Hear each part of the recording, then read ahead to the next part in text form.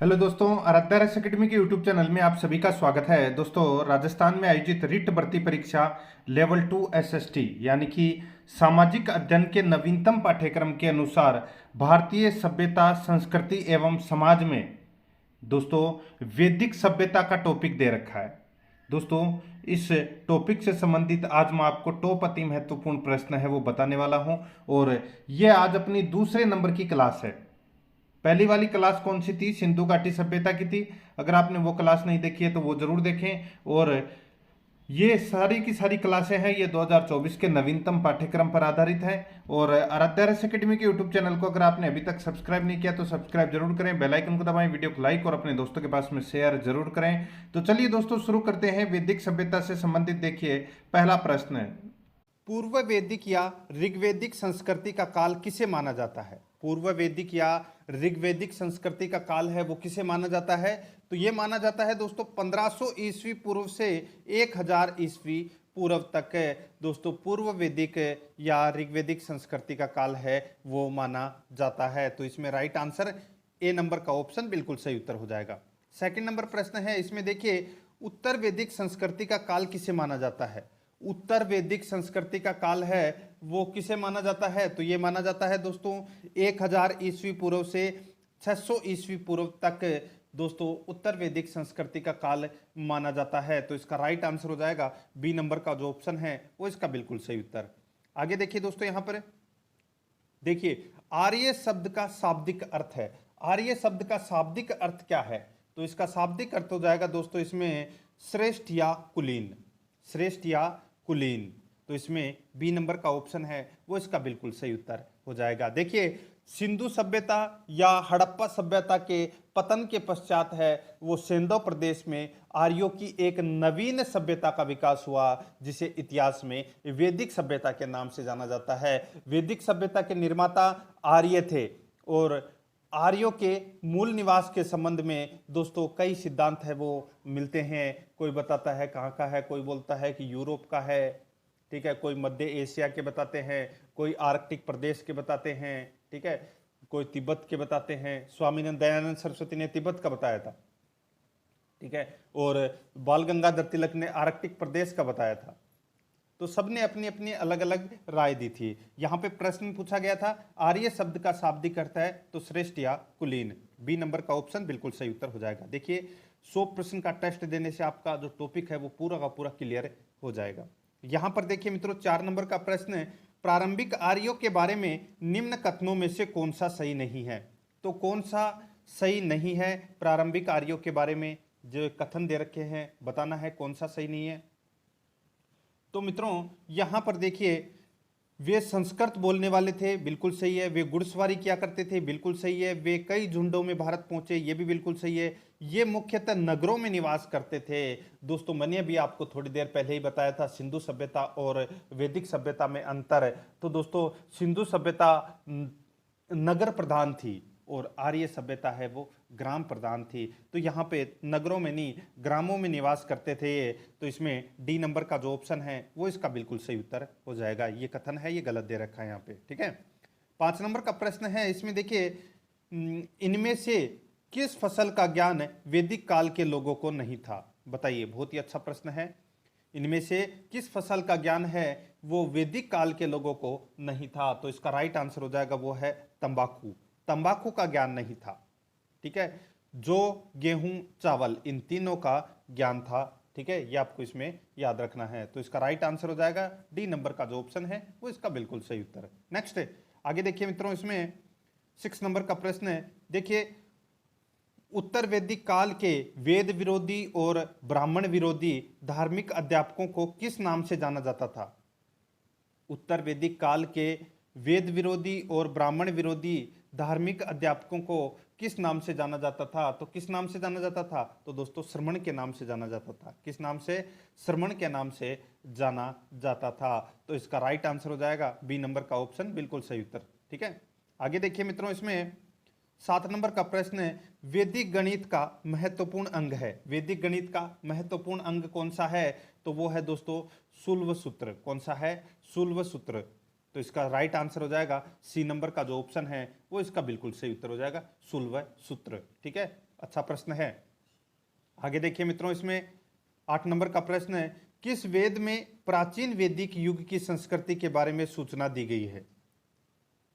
किस वेद में प्राचीन वैदिक युग की संस्कृति के बारे में सूचना दी गई है? तो इसका राइट आंसर हो जाएगा वो है दोस्तों ऋग्वेद में। तो इसमें ए नंबर का जो ऑप्शन है वो इसका बिल्कुल सही उत्तर हो जाएगा, ऋग्वेद में। आगे देखिए 9 नंबर का प्रश्न है, निम्नलिखित में से उत्तर वैदिक काल में लिखे गए ग्रंथों का सही क्रम कौन सा है? निम्नलिखित में से उत्तर वैदिक काल में लिखे गए ग्रंथों का सही क्रम कौन सा है, वो अपने को यहाँ पर बताना है, सही क्रम बताना है। तो मित्रों यहाँ पर देखिएगा सही क्रम कौन सा है, तो देखिए वेद, ब्राह्मण, आर्यक और उपनिषद। ठीक है, ये आपको इसमें याद रखना है, काफी बार परीक्षाओं में ये प्रश्न है वो पूछा जा चुका है, वेद, ब्राह्मण, आर्यक और उपनिषद। तो इसमें ए नंबर का जो ऑप्शन है वो इसका बिल्कुल सही उत्तर हो जाएगा। आगे देखिए इसमें 10 नंबर का प्रश्न है, वेदों की संख्या है। तो वेदों की संख्या के बारे में दोस्तों आप सभी को पता होगा, कितने वेद हैं? तो दोस्तों 4 वेद हैं, ऋग्वेद, सामवेद, यजुर्वेद, अथर्ववेद। ठीक है, तो इसमें 4 नंबर सी नंबर का ऑप्शन बिल्कुल सही उत्तर हो जाएगा। आगे देखिए, कौन से 3 वेद संयुक्त रूप से त्रय या वेद त्रय कहलाते हैं? कौन से वेद यानी कि कौन से 3 वेद संयुक्त रूप से त्रय या वेद त्रय कहलाते हैं? तो इसका राइट आंसर हो जाएगा वो है दोस्तों ऋग्वेद, यजुर्वेद और सामवेद। ये तीनों वेद हैं वो त्रिवेद कहलाते हैं। क्या कहलाते हैं? त्रिवेद। तो इसका राइट आंसर हो जाएगा इसमें ए नंबर का जो ऑप्शन है वो इसका बिल्कुल सही उत्तर हो जाएगा। आगे देखिए 12 नंबर का प्रश्न है, देखिए भारत, यहाँ पे देखिए भारत के राज्य चिन्ह में प्रयुक्त होने वाले शब्द सत्यमेव जयते किस उपनिषद से लिया गया है? ये तो सभी को पता होगा दोस्तों, कौन से उपनिषद से लिया गया है? तो ये मुंडक उपनिषद से लिया गया है। कहाँ से लिया गया है? मुंडक उपनिषद से ये लिया गया है। तो इसका राइट आंसर हो जाएगा वो है इसमें ए नंबर का जो ऑप्शन है वो इसका बिल्कुल सही उत्तर हो जाएगा। ठीक है, नेक्स्ट आगे देखिए इसमें 13 नंबर का प्रश्न है, ऋग्वैदिक आर्यों का मुख्य व्यवसाय क्या था? ऋग्वैदिक आर्यों का मुख्य व्यवसाय है वो क्या था? दोस्तों सिंधु घाटी सभ्यता का जो मुख्य व्यवसाय था वो था व्यापार। क्या था? व्यापार। और वैदिक सभ्यता का जो मुख्य व्यवसाय था वो था दोस्तों इसमें कौन सा, बताइए? तो दोस्तों वो है पशुपालन। तो इसका राइट आंसर हो जाएगा बी नंबर का जो ऑप्शन है वो इसका बिल्कुल सही उत्तर हो जाएगा। आगे देखिए मित्रों, इसमें 14 नंबर का प्रश्न है, भारतीय संगीत का आदि ग्रंथ कहा जाता है। भारतीय संगीत का आदि ग्रंथ है वो किसे कहा जाता है? तो ये कहा जाता है दोस्तों सामवेद को। किसको कहा जाता है? सामवेद को कहा जाता है। तो इसका राइट आंसर हो जाएगा डी नंबर का जो ऑप्शन है वो सही उत्तर सामवेद। नेक्स्ट, प्रथम विधि निर्माता कौन है? प्रथम विधि निर्माता कौन है? तो किसे माना गया है? तो दोस्तों मनु को माना गया है प्रथम विधि निर्माता। तो इसका राइट आंसर हो जाएगा वो है ए नंबर का ऑप्शन सही उत्तर, मनु। नेक्स्ट, कृष्ण भक्ति का प्रथम और प्रधान ग्रंथ है। कृष्ण भक्ति का प्रथम और प्रधान ग्रंथ कौन सा है? 4 ऑप्शन आपके सामने दिए गए हैं, जल्दी से मन में उत्तर सोच लिया करो। तो दोस्तों इसका जो राइट आंसर हो जाएगा वो है दोस्तों श्रीमद् भगवत गीता। ठीक है, श्रीमद् भागवत गीता। तो इसका राइट आंसर हो जाएगा बी नंबर का ऑप्शन बिल्कुल सही उत्तर। नेक्स्ट है, आगे देखिए इसमें ऋग्वेद में संपत्ति का प्रमुख रूप क्या है? ऋग्वेद में संपत्ति का प्रमुख रूप क्या है? तो क्या है? तो दोस्तों वो है गोधन। क्या है? गोधन। तो इसका राइट आंसर हो जाएगा ए नंबर का जो ऑप्शन है वो इसका बिल्कुल सही उत्तर। नेक्स्ट आगे देखिए इसमें ऋग्वेद के किस मंडल में शूद्र का उल्लेख पहली बार मिलता है? बताइए दोस्तों, अच्छा प्रश्न है। ऋग्वेद के किस मंडल में शूद्र का उल्लेख है वो पहली बार मिलता है? तो इसका राइट आंसर क्या हो जाएगा, बताइए? तो दोस्तों इसका बिल्कुल सही उत्तर हो जाएगा वो है दोस्तों 10वें मंडल में। किसमें? 10वें मंडल में। तो इसका राइट आंसर हो जाएगा वो है डी नंबर का ऑप्शन बिल्कुल सही उत्तर हो जाएगा इसका। आगे देखिए मित्रों, इसमें पुराणों की संख्या कितनी है? ये तो सभी को पता होगा दोस्तों, पुराणों की जो संख्या है वो कितनी है? तो इसका राइट आंसर हो जाएगा वो है दोस्तों इसमें पुराणों की संख्या ये तो सभी को पता होगा, पुराणों की जो संख्या है वो होती है दोस्तों 18। तो इसमें ए नंबर का जो ऑप्शन है वो इसका बिल्कुल सही उत्तर हो जाएगा। ठीक है, आगे देखिए मित्रों, इसमें देखिए ऋग्वेद में 10 मंडल हैं, 1028 सूक्त है और 10,462 ऋचाएं हैं। ये भी आपको इसमें याद रखना है। और ऋग्वेद में 250 बार इंद्र का उल्लेख किया गया है और 200 बार अग्नि का उल्लेख किया गया है और 114 बार सोम का उल्लेख किया गया है। ठीक है, और ऋग्वेद का जो 9वां मंडल है ये दोस्तों सोम देवता को समर्पित है। ये भी आपको इसमें याद रखना है। आगे देखिए मित्रों, इसमें वैदिक धर्म का मुख्य लक्षण इनमें से किसकी उपासना था? बताइए, अच्छा प्रश्न है। यहाँ पे पूछा गया है कि वैदिक धर्म का मुख्य लक्षण इनमें से किसकी उपासना था? तो इसका राइट आंसर हो जाएगा वो है दोस्तों अपना इसमें प्रकृति का। तो इसका राइट आंसर हो जाएगा ए नंबर का ऑप्शन बिल्कुल सही उत्तर हो जाएगा। आगे देखिए मित्रों, इसमें 21 नंबर का प्रश्न है, किस देवता के लिए? यहाँ पे पूछा गया है किस देवता के लिए ऋग्वेद में पुरंदर शब्द का प्रयोग हुआ है? तो ऋग्वेद में पुरंदर शब्द का प्रयोग है, ये किसके लिए हुआ है? तो इसका राइट आंसर हो जाएगा दोस्तों वो है पुरंदर इंद्र के लिए प्रयुक्त हुआ है। तो इसमें ए नंबर ऑप्शन बिल्कुल सही उत्तर हो जाएगा।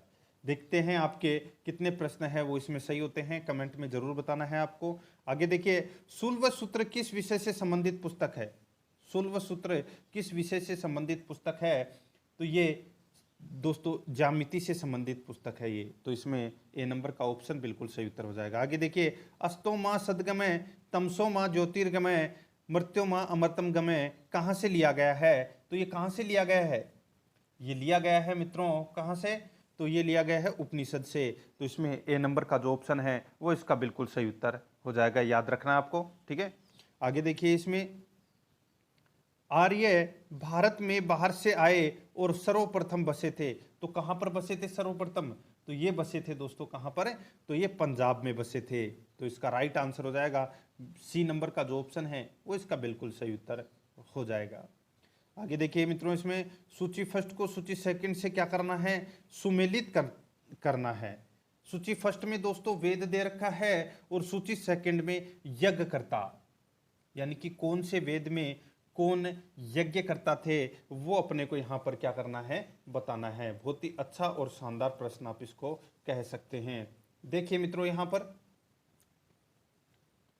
देखिए ऋग्वेद में यज्ञ करता थे दोस्तों होता या ह्रोत, क्या बोलते थे? होता या ह्रोत।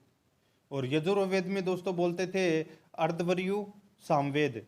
ठीक है, और उद्गाता में उद्गात और अथर्ववेद में दोस्तों इसमें ब्राह्मणा, सॉरी यहाँ पे ये जो सामवेद है, ठीक है, ये यहाँ पे ये गलत दे रखा है।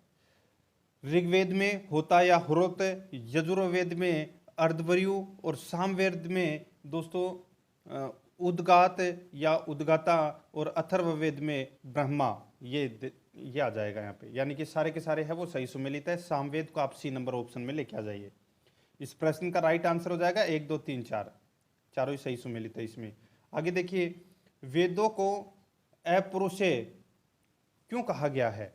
वेदों को अपौरुषेय क्यों कहा गया है? तो इसका राइट आंसर हो जाएगा दोस्तों वो है क्यों कहा गया है? क्योंकि वेदों की रचना देवताओं द्वारा की गई है। तो इसका राइट आंसर हो जाएगा ए नंबर का जो ऑप्शन है बिल्कुल सही उत्तर। नेक्स्ट है, आगे देखिए, वैशेषिक दर्शन के प्रतिपादक हैं। वैशेषिक दर्शन के प्रतिपादक हैं वो कौन है? तो इसका राइट आंसर हो जाएगा वो है दोस्तों उल्लूक कणद। उल्लूक कणद ये क्या है? वैशेषिक दर्शन के प्रतिपादक हैं। तो इसका राइट आंसर हो जाएगा सी नंबर ऑप्शन बिल्कुल सही उत्तर। आगे देखिए, मीमांसा या पूर्व मीमांसा दर्शन के प्रतिपादक हैं। मीमांसा या पूर्व मीमांसा दर्शन के प्रतिपादक हैं तो वो कौन है? तो वो है दोस्तों जैमिनी। तो इसका right answer A number option सही उत्तर। आगे देखिए, इसमें 29 नंबर का प्रश्न है, वेदांत या उत्तर मीमांसा दर्शन के प्रतिपादक हैं तो वो कौन है? तो दोस्तों वो है बदरायण। कौन है? बदरायण। तो इसका राइट आंसर हो जाएगा बी नंबर ऑप्शन बिल्कुल सही उत्तर। आगे देखिए, ऋग्वेद का कौन सा मंडल पूर्णतः सोम को समर्पित है? मैंने अभी आपको बताया था पूर्णतः सोम को समर्पित है वो है दोस्तों नवा मंडल। कौन सा मंडल? नवा मंडल। सी नंबर का ऑप्शन बिल्कुल सही उत्तर हो जाएगा। आगे देखिए इसमें प्रसिद्ध 10 राजाओं का युद्ध जिसे दासराज युद्ध कहते हैं किस नदी के तट पर लड़ा गया था? यानी कि 10 राजाओं का युद्ध है वो कौन सी नदी के तट पर लड़ा गया था? तो ये लड़ा गया था दोस्तों परूषणी नदी के तट पर लड़ा गया था। कौन सी नदी के तट पर? तो परूषणी नदी के ये तट पर लड़ा गया था। ये आपको इसमें याद रखना है। और परूषणी नदी का जो वर्तमान नाम है वो है रावी। ये भी आपको इसमें याद रखना है। आगे देखिए मित्रों, इसमें देखिए धर्मशास्त्रों में भू राजस्व की दर क्या थी? बताइए, धर्मशास्त्रों में भू राजस्व की दर है वो क्या थी? तो इसका राइट आंसर हो जाएगा वो है दोस्तों अपना इसमें क्या थी? तो 1/6। तो इसमें सी नंबर ऑप्शन बिल्कुल सही उत्तर हो जाएगा। आगे देखिए इसमें 800 ईसा पूर्व से 600 ईस्वी पूर्व का काल किस युग से जुड़ा हुआ है? तो कौन से युग से जुड़ा हुआ है? यहाँ पे देखिए 800 ईसा पूर्व से 600 ईसा पूर्व का काल किस युग से जुड़ा हुआ है? तो इसका राइट आंसर हो जाएगा वो है ब्राह्मण युग से जुड़ा हुआ है ये। तो इसमें ए नंबर का ऑप्शन बिल्कुल सही उत्तर हो जाएगा। आगे देखिए किस काल में अछूत की अवधारणा स्पष्ट रूप से उदित हुई? किस काल में अछूत की अवधारणा स्पष्ट रूप से उदित हुई? तो इसका राइट आंसर हो जाएगा वो है दोस्तों धर्मशास्त्र के काल में। तो इसमें डी नंबर का ऑप्शन बिल्कुल सही उत्तर हो जाएगा। आगे देखिए एशिया माइनर स्थित बोगाजकोई का महत्व इसलिए है कि, बताइए, एशिया माइनर स्थित बोगाजकोई का महत्व इसलिए है कि वहाँ जो अभिलेख प्राप्त हुए हैं उनमें 4 वैदिक देवताओं इंद्र, वरुण, मित्र, नासत्य का उल्लेख मिलता है। ठीक है, तो इसमें पहला नंबर का जो ऑप्शन है वो अपना इसमें क्या हो जाएगा? राइट आंसर हो जाएगा। आगे देखिए मित्रों, इसमें गायत्री मंत्र देवी सवृत को संबोधित किस पुस्तक में मिलता है? यानी कि गायत्री मंत्र है वो किस पुस्तक में मिलता है? तो इसका राइट आंसर हो जाएगा वो है दोस्तों अपना इसमें ऋग्वेद में मिलता है गायत्री मंत्र। तो इसमें ए नंबर का ऑप्शन बिल्कुल सही उत्तर हो जाएगा। आगे देखिए न्याय दर्शन को प्रचारित किया था, किसने किया था प्रचारित न्याय दर्शन को? तो ये किया था दोस्तों गौतम ने। तो इसका right answer B number option सही उत्तर गौतम ने। आगे देखिए प्राचीन भारत में निष्क से जाने जाते थे। प्राचीन भारत में निष्क से जाने जाते थे। तो कौन जाने जाते थे? निष्क के नाम से। तो दोस्तों इसका राइट आंसर हो जाएगा वो है स्वर्ण आभूषण है, ये निष्क के नाम से जाने जाते थे। ए नंबर का ऑप्शन बिल्कुल सही उत्तर हो जाएगा। आगे देखिए योग दर्शन के प्रतिपादक हैं। तो दोस्तों योग दर्शन के प्रतिपादक हैं वो कौन है? तो वो है पतंजलि। तो इसमें ए नंबर ऑप्शन बिल्कुल सही उत्तर हो जाएगा पतंजलि। आगे देखिए उपनिषद पुस्तकें हैं। तो ये किस पर आधारित है? ये उपनिषद पुस्तकें तो ये आधारित है दोस्तों दर्शन पर। तो इसका राइट आंसर हो जाएगा डी नंबर ऑप्शन सही उत्तर। आगे देखिए सूची फर्स्ट को सूची सेकंड से क्या करना है? सुमेलित करना है। ठीक है, यहाँ पे एक तरफ वेद है और दूसरी तरफ में उस वेद में क्या है ये अपने को यहाँ पर बताना है। तो यहाँ पर देखिए दोस्तों मैं सुमेलित करके आपको यहाँ पे बता रहा हूँ। देखिए ऋग्वेद में दोस्तों स्तोत्र और प्रार्थनाएं हैं ऋग्वेद में। ठीक है, यजुर्वेद में दोस्तों स्तोत्र एवं कर्मकांड है। और सामवेद में दोस्तों क्या है? सामवेद में दोस्तों संगीत में स्रोत है। और अथर्ववेद में तंत्र मंत्र एवं वैशीकरण से संबंधित है। ठीक है, तो यहाँ पर इस प्रश्न का राइट आंसर क्या हो जाएगा? इस प्रश्न का जो दोस्तों राइट आंसर हो जाएगा वो है 4 2 1 3। 4 2 1 3 ये इसका राइट आंसर हो जाएगा। ठीक है, आगे देखिए आरंभिक वैदिक साहित्य में सर्वाधिक वर्णित नदी है। आरंभिक वैदिक साहित्य में सर्वाधिक वर्णित नदी है तो वो कौन सी है? तो वो नदी है दोस्तों सिंधु। तो इसका राइट आंसर हो जाएगा ए नंबर का ऑप्शन बिल्कुल सही उत्तर हो जाएगा। ठीक है, आगे देखिए दोस्तों अपना इसमें 43 नंबर का प्रश्न है उपनिषद काल के राजा अश्वपति शासक थे। तो ये कहाँ के शासक थे? तो ये शासक थे दोस्तों केकई के। ठीक है, तो इसका राइट आंसर हो जाएगा केकई के ये अश्वपति शासक थे। तो इसका राइट आंसर हो जाएगा बी नंबर ऑप्शन बिल्कुल सही उत्तर। आगे देखिए मित्रों इसमें 44 नंबर का प्रश्न है, इसमें देखिए आध्यात्म ज्ञान के विषय में नचिकेता और यम का संवाद किस उपनिषद में प्राप्त होता है? बहुत ही अच्छा प्रश्न है। आध्यात्म ज्ञान के विषय में नचिकेता और यम का संवाद किस उपनिषद में प्राप्त होता है? तो इसका राइट आंसर हो जाएगा वो है दोस्तों, किस में प्राप्त होता है? तो ये प्राप्त होता है कंठोपनिषद में। तो इसका right answer C number option बिल्कुल सही उत्तर। आगे देखिए, वैदिक नदी कुंभा काबुल का स्थान कहाँ निर्धारित होना चाहिए? वैदिक नदी कुंभा यानी कि काबुल का स्थान है वो कहाँ निर्धारित होना चाहिए? तो इसका राइट आंसर हो जाएगा वो है दोस्तों अफगानिस्तान में। तो इसका राइट आंसर हो जाएगा ए नंबर का ऑप्शन बिल्कुल सही उत्तर हो जाएगा। ठीक है, यानी कि जो नदी है ये कुंभा, ठीक है, और इसका वर्तमान नाम है वो काबुल है। ठीक है, ये आपको याद रखना है। आगे देखिए, इसमें कपिल मुनि द्वारा प्रतिपादित दार्शनिक प्रणाली है तो वो कौन सी दार्शनिक प्रणाली है? राइट आंसर हो जाएगा इसका वो है दोस्तों इसमें सांख्य दर्शन। तो इसमें बी नंबर ऑप्शन बिल्कुल सही उत्तर। आगे देखिए, भारत में किस स्थल की खुदाई से लोह धातु के प्रचलन के प्राचीनतम प्रमाण मिले हैं? भारत के किस स्थल की खुदाई से लोह धातु के प्रचलन के प्राचीनतम प्रमाण मिले हैं? तो इसका राइट आंसर हो जाएगा वो है दोस्तों अपना इसमें कौन सा? तो वो है अंतरजिंगडे। यहाँ पे देखिए अतरंजी खेड़ा। ठीक है, अतरंजी खेड़ा। भारत के किस स्थल की खुदाई से लोह धातु के प्रचलन के प्राचीनतम प्रमाण मिले हैं? तो वो है अतरंजी खेड़ा। तो इसका right answer B number option बिल्कुल सही उत्तर हो जाएगा। आगे देखिए, इसमें निम्नलिखित में से किसका संकलन ऋग्वेद पर आधारित है? तो किसका संकलन ऋग्वेद पर आधारित है? राइट आंसर हो जाएगा इसका वो है दोस्तों सामवेद का। ठीक है, तो इसमें बी नंबर ऑप्शन बिल्कुल सही उत्तर हो जाएगा। आगे देखिए, निम्नांकित में से कौन प्रस्थान त्रयी में शामिल नहीं है?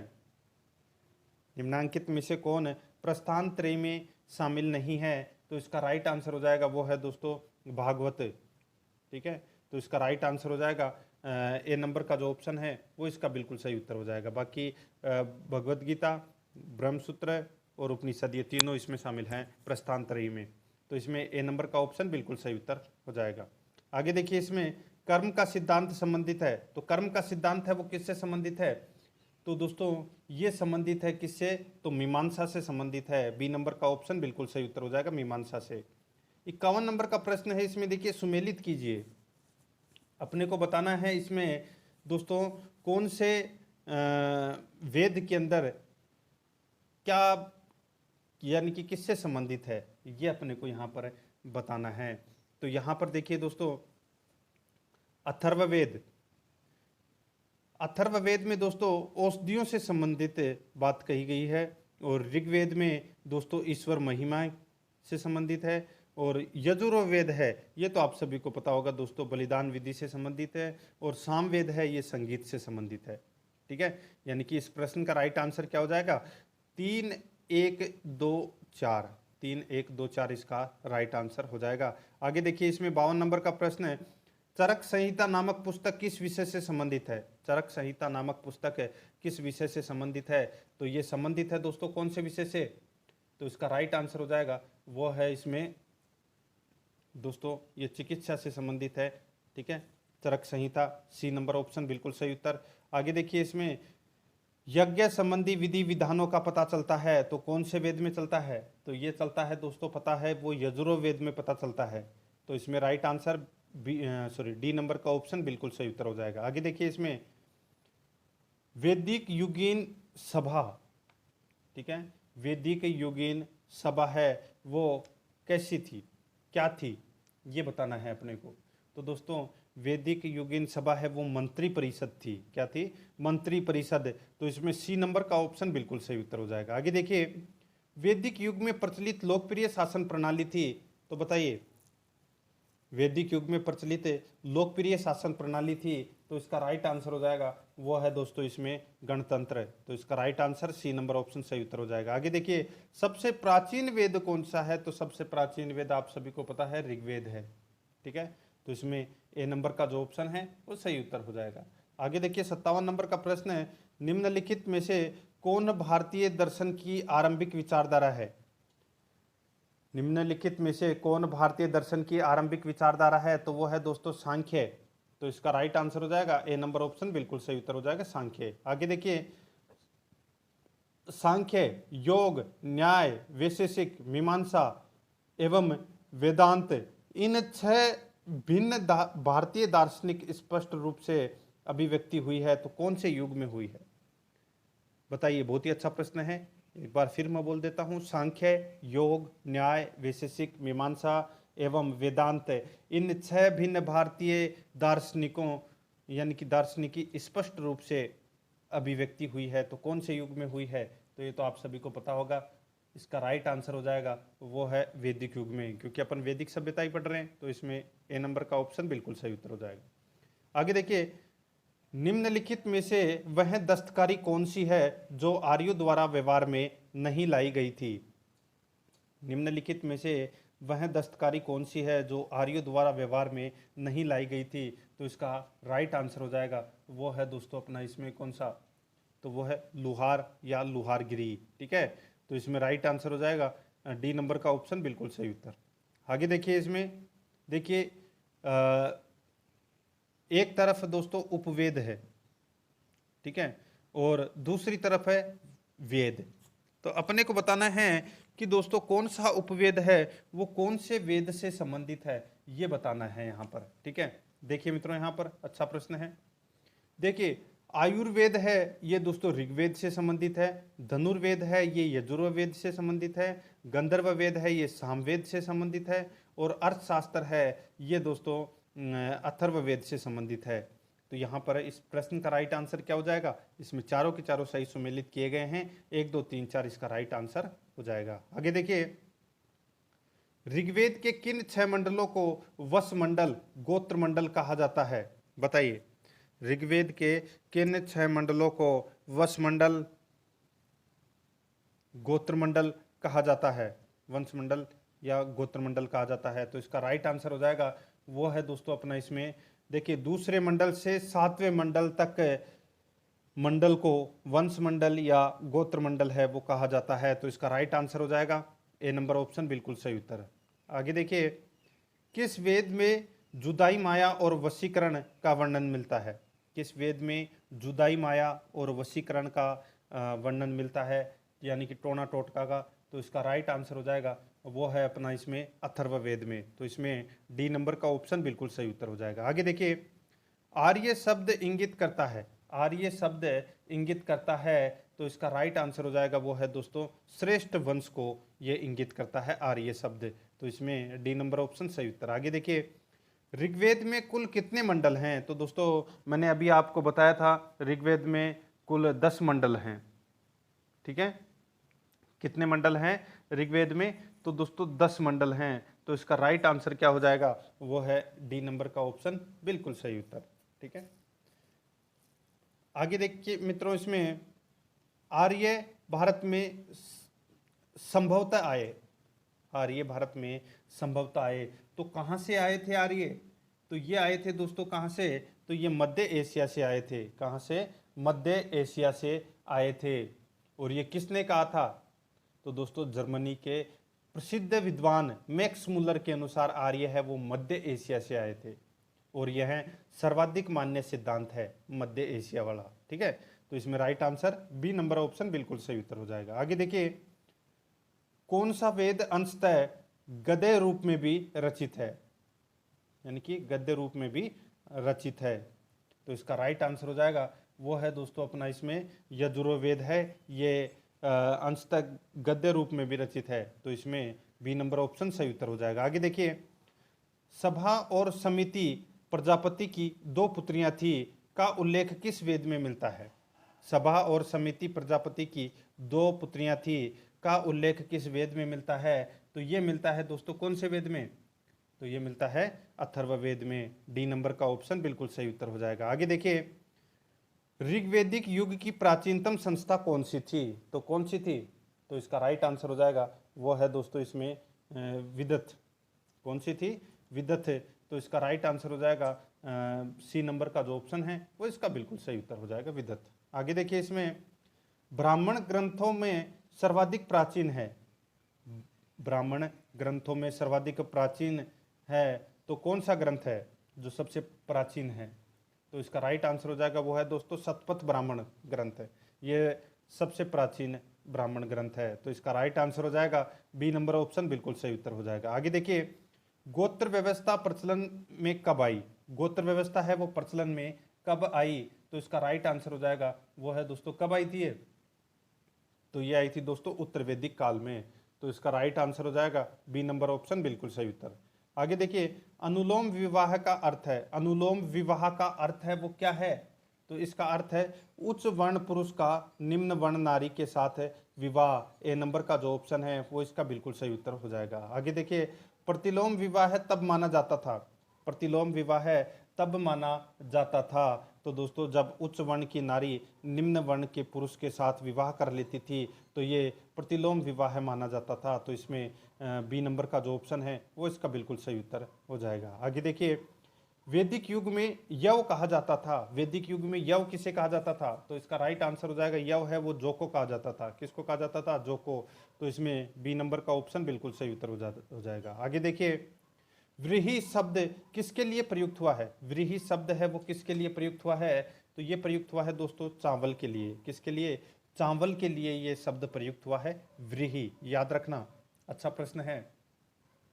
आगे देखिए, यहाँ पे अथर्व का अर्थ, अथर्व, अथर्व वेद होता है ना जिसमें अथर्व है, अथर्व का मतलब क्या होता है? तो अथर्व का मतलब होता है पवित्र जादू। तो इसमें right answer A number option सही उत्तर हो जाएगा। आगे देखिए, यहाँ पे 76 नंबर का प्रश्न है जिसमें अपने को क्या करना है? सुमेलित करना है। ठीक है, अच्छा प्रश्न आप इसको कह सकते हैं। देखिए मित्रों, यहाँ पे देखिए, शिक्षा ये ध्वनि शास्त्र में है और कल्पसूत्र ये कर्मकांड, निरुक्ति ये शब्द व्युक्ति शास्त्र भाषा शास्त्र और छंद है ये दोस्तों छंद शास्त्र में आ जाएगा। ठीक है, तो इसका राइट आंसर क्या हो जाएगा? इसमें सारे के सारे सही सुमेलित हैं, 1 2 3 4 इसका राइट आंसर हो जाएगा। आगे देखिए, प्राचीनतम व्याकरण अष्टाध्यायी के रचनाकार हैं, तो अष्टाध्यायी के रचनाकार हैं वो कौन है? तो वो है दोस्तों पाणिनि। तो इसमें डी नंबर का ऑप्शन बिल्कुल सही उत्तर। आगे देखिए, निम्न में से कौन सी स्मृति प्राचीनतम है? तो कौन सी स्मृति प्राचीनतम है? तो इसका राइट आंसर हो जाएगा, वो है दोस्तों अपना इसमें मनुस्मृति है, ये प्राचीनतम है। ए नंबर ऑप्शन बिल्कुल सही उत्तर हो जाएगा। आगे देखिए, आदि काव्य की संज्ञा किसे दी जाती है? आदि काव्य की संज्ञा है वो किसे दी जाती है? तो ये दी जाती है दोस्तों रामायण को। ए नंबर का जो ऑप्शन है वो इसका बिल्कुल सही उत्तर हो जाएगा। आगे देखिए, प्राचीनतम पुराण है, प्राचीनतम पुराण है वो कौन सा है? तो दोस्तों मत्स्य पुराण है, ये प्राचीनतम पुराण है। ए नंबर का जो ऑप्शन है वो इसका बिल्कुल सही उत्तर हो जाएगा। आगे देखिए, ऋग्वेद में सबसे पवित्र नदी किसे माना गया है? तो ऋग्वेद में सबसे पवित्र नदी है वो किसे माना गया है? तो ये माना गया है दोस्तों सरस्वती को। ठीक है, सरस्वती को सबसे पवित्र नदी माना गया है। तो इसमें बी नंबर ऑप्शन बिल्कुल सही उत्तर हो जाएगा। आगे देखिए, वैदिक समाज की आधारभूत इकाई थी, तो वैदिक समाज की आधारभूत इकाई क्या थी? तो दोस्तों कुल या कुटुंब। तो इसमें ए नंबर का ऑप्शन बिल्कुल सही उत्तर हो जाएगा। आगे देखिए, ऋग्वैदिक काल के उस सबसे प्रधान देवता की पहचान करें जिसकी स्तुति में 250 सूक्तों की रचना की गई थी। तो इसका राइट आंसर क्या हो जाएगा? बताइए, मैंने भी आपको थोड़ी देर पहले ही बताया था। तो इसका राइट आंसर हो जाएगा इंद्र। क्या हो जाएगा? इंद्र। ये आपको इसमें याद रखना है, बहुत ही अच्छा और शानदार प्रश्न है वो ये कहा जा सकता है। ठीक है, इंद्र। तो इसमें ए नंबर का ऑप्शन बिल्कुल सही उत्तर हो जाएगा।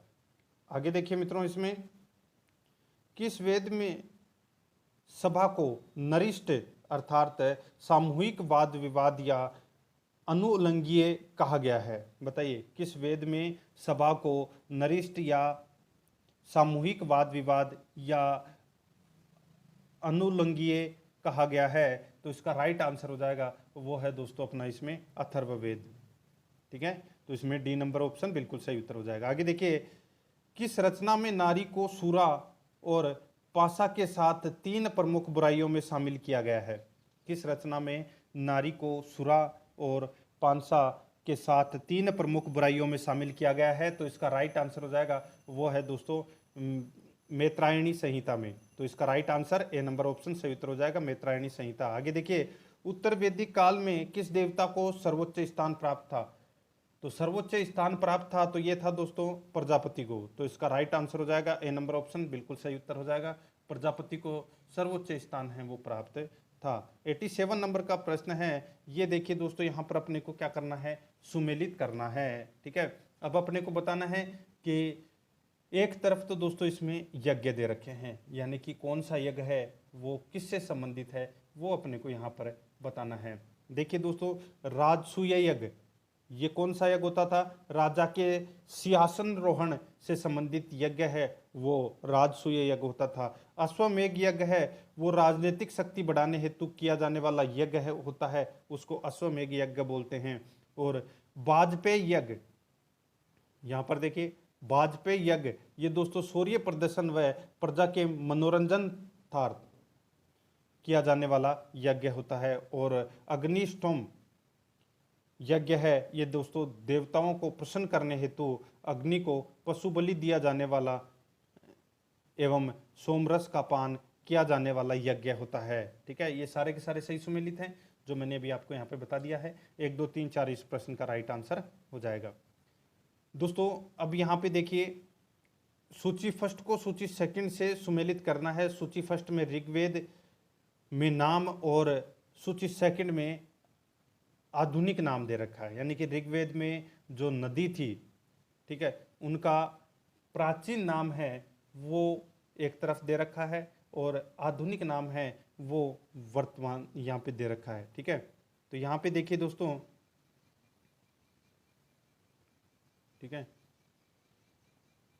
देखिए परुष्णी, परुष्णी है वो किसको बोलते हैं, कौन सी नदी को बोलते हैं परुष्णी? तो दोस्तों अभी मैंने आपको बताया था, जो परुष्णी है ये बोलते हैं दोस्तों रावी नदी को। किसको बोलते हैं? रावी नदी को। और सतुद्री, सतुद्री बोलते हैं दोस्तों सतलज नदी को। सही सुमेलित है ये। और अस्किनी है, अस्किनी किसको बोलते हैं? तो दोस्तों अस्किनी है ये चिनाब नदी को बोलते हैं। किसको बोलते हैं? चिनाब नदी को। और ये लास्ट में चौथा नंबर का अपना है बिपाशा। ठीक है, जो बिपाशा है ये बोलते हैं व्यास नदी को। किसको बोलते हैं? व्यास नदी को। सारे सही सुमेलित हैं। 1 2 3 4 इसका राइट आंसर हो जाएगा। आगे देखिए, संस्कारों की कुल संख्या कितनी है?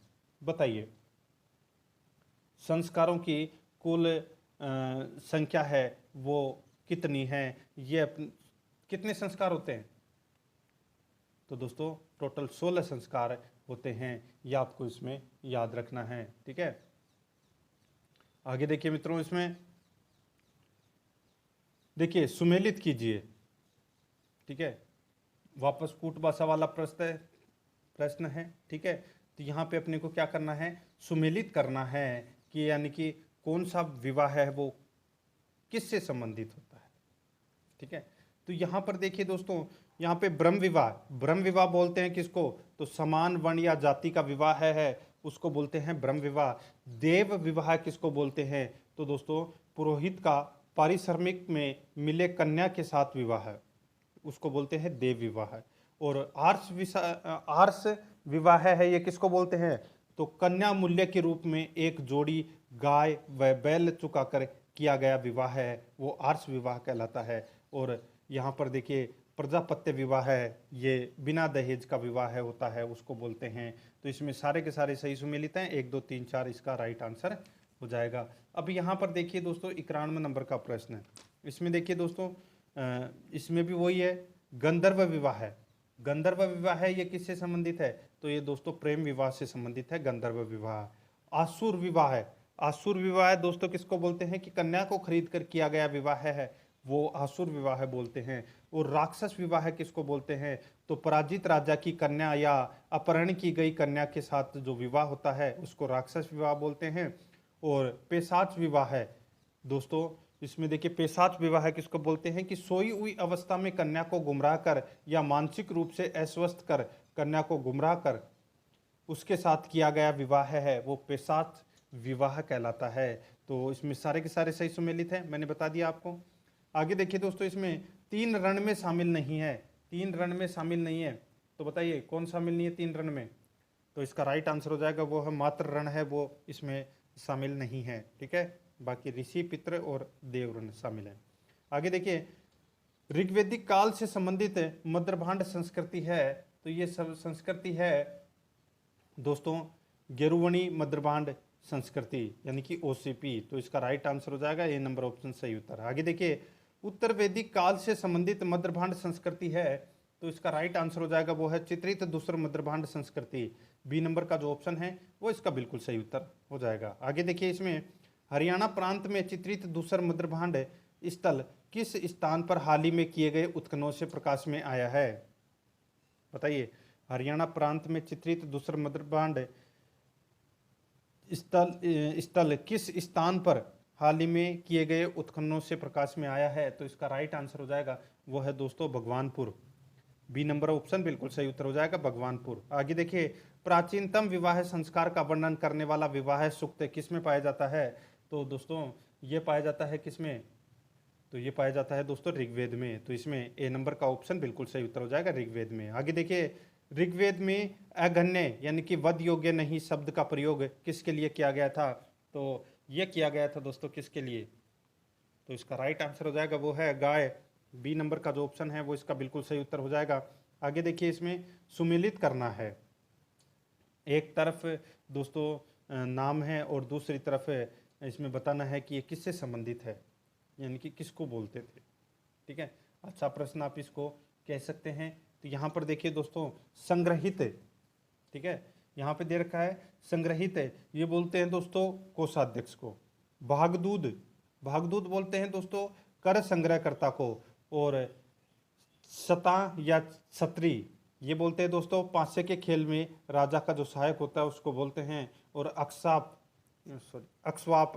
किसको बोलते हैं? तो प्रतिहारी या राजप्रसाद का जो शासक होता है उसको। ठीक है, तो यहाँ पे सारे के सारे सही सुमेलित हैं। इसका राइट आंसर 1 2 3 4 हो जाएगा। आगे देखिए, इसमें ऋत यानी कि प्राकृतिक संतुलन स्थापित करने के कारण किस वैदिक देवता को ऋत से गोप कहा गया है? तो इसका राइट आंसर क्या हो जाएगा? तो इसका राइट आंसर हो जाएगा दोस्तों वो है अपना इसमें वरुण को। बी नंबर ऑप्शन बिल्कुल सही उत्तर हो जाएगा। आगे देखिए, निम्नलिखित में से कौन मूलतः जल या समुद्र का देवता था? निम्नलिखित में से कौन मूलतः जल या समुद्र का देवता था? तो इसका राइट आंसर हो जाएगा वो है दोस्तों इसमें वरुण। सी नंबर का ऑप्शन है वो इसका बिल्कुल सही उत्तर हो जाएगा।